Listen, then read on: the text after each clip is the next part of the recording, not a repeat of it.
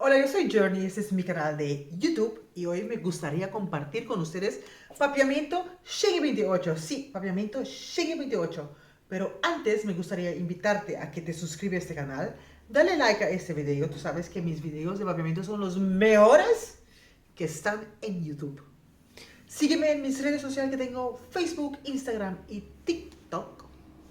Y por último, si te gustaría aprender más de mi douche y papiamento, tenemos un grupo de WhatsApp.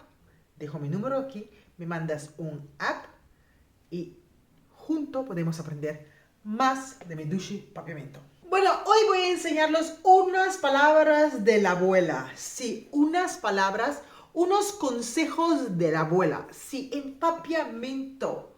Unos consejos de la abuela. ¿Tienes tu cuaderno? Tu lápiz, todo ahí listo, porque vamos a aprender hoy 5 consejos de la abuela.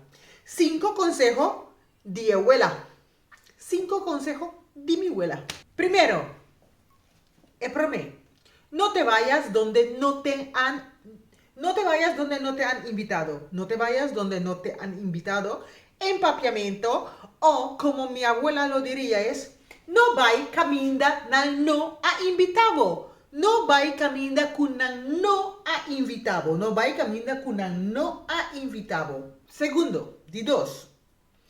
No hablas cosas que no sabes. No hablas cosas que no sabes.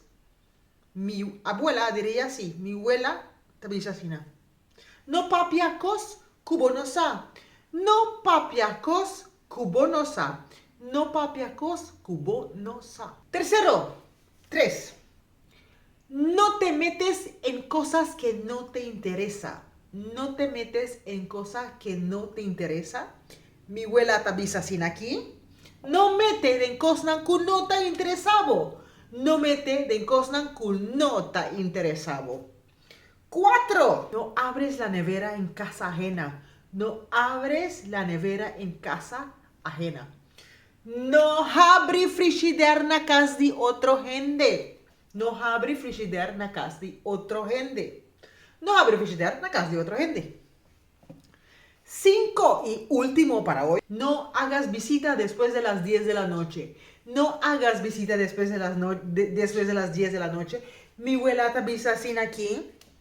No vai casa de gente después de 10 horas de noche. No vai casa de gente después de 10 horas de noche. No vai casa de gente después de 10 horas de noche.